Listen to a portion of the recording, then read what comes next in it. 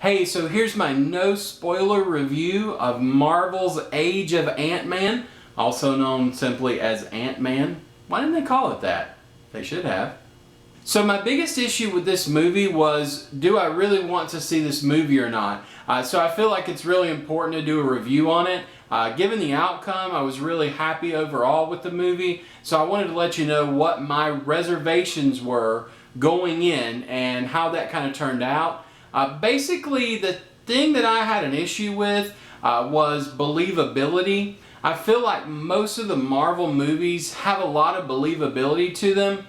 The only character I seem to have an issue with is Iron Man in the believability department. And it's kind of like this whole thing of Iron Man's in this iron suit and he falls from way up in the sky, and I'm like, you know, wouldn't that probably kill him whether he's in an iron suit or not? But I get over it because I do like the Marvel Cinematic Universe, and I kind of felt like, is Ant-Man something that I can believe? I wanted to know, you know, for sure that I could believe this movie. As it turned out, it was really good. I really enjoyed the movie. I realized too that my taste in movies has a lot to do with enjoyability. I really want to look at a movie and say, hey, is this an enjoyable movie? The thing about most Marvel movies is they're sort of like a thrill ride of a movie. And I found that this one shares that as well. When you go and watch The Avengers, when you go and watch Avengers Age of Ultron, both of those movies feel like experiences. They're not just a movie. Ant-Man was very much the same way. I felt like I was in an experience, and actually it made me feel like I was a part of the Marvel experience overall, because it is very much a Marvel film. The movie stars Paul Rudd as Ant-Man, Michael Douglas as Hank Pym, Evangeline Lilly as Hope Van Dyne, and Michael Pena as a character named Lewis.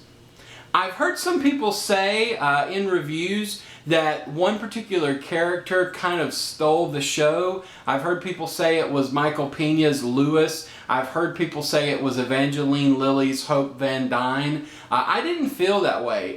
The great thing about the movie and the cast is that they were an ensemble. Really, they all were great. No one really stole the movie from anyone else. So people who are saying that the movie was stolen by one particular character or one particular actor's performance, I just don't agree with that. I thought they were all very good. I really enjoyed Michael Douglas as Hank Pym probably the most. I would say he was my favorite. They really did something interesting with him near the beginning of the movie. I don't want to spoil it or give it away, but it really shocked me at the beginning of the movie what they did with Michael Douglas's character.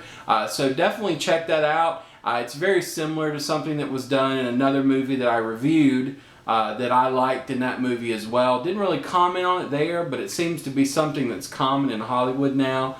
The effects in the movie were very good. I actually saw this movie in 2D. I checked on the site for Cinema Blend whether or not to watch this in 3D, as I always do with movies that are going to be playing in multiple formats. I always check the site. I kind of was on the fence with seeing this movie at all. So that's why I chose the 2D instead of like the 3D or the 3D IMAX. After I watched the movie, I kind of got the feeling that maybe I should have done 3D. And it was because largely the times when Ant-Man is small, it seems like 3D would have been really well used there. I feel like I can see a scene that I watched in 2D. I feel like I can know what the effect of that scene would have been in 3D, and I kind of hate that I missed out on that. So one thing that was great about the movie was the story. I believe really that the story kind of eliminated a lot of my fears. One of my big fears going into the movie was that I wasn't going to be able to more or less get into Paul Rudd being a superhero. And I think the story, the way it was crafted, the story itself, the way it was written, I think that really helped me get past any reservations I had for Paul Rudd being cast as Ant-Man.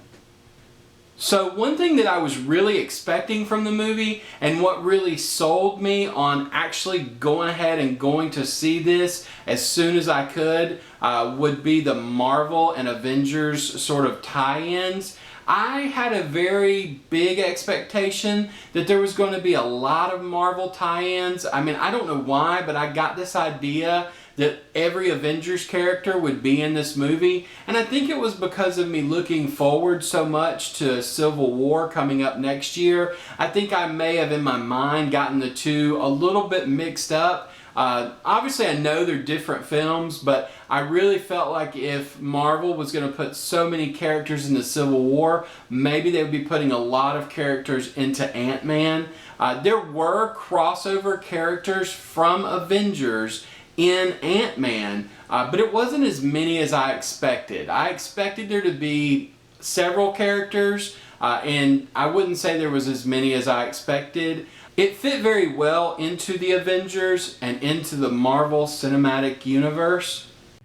One thing I was really looking forward to was the end credits scene for this movie. The movie actually has two scenes at the end of the credits, and they're both really good. One is specific to the movie, and then of course the other one is just Thanos talking about how he's going to crush Ant-Man.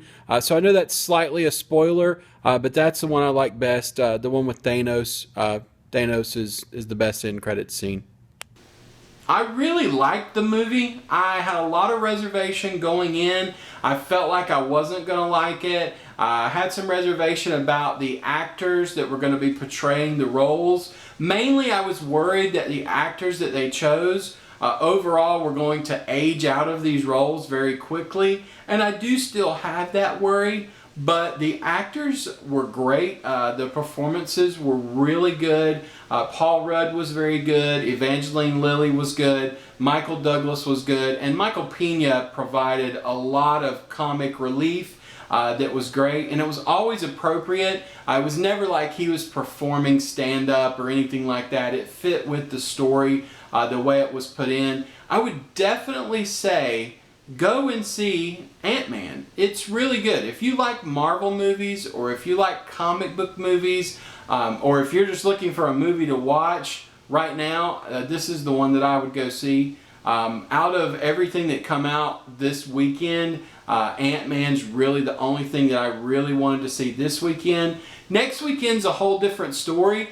There's a lot of movies that I want to see coming out next weekend. I hope to be able to review each and every one of them. So go ahead and like, comment, and feel free to subscribe to my channel here. I'm going to be posting more videos this weekend, next weekend. Go ahead and share the video, and don't forget to subscribe.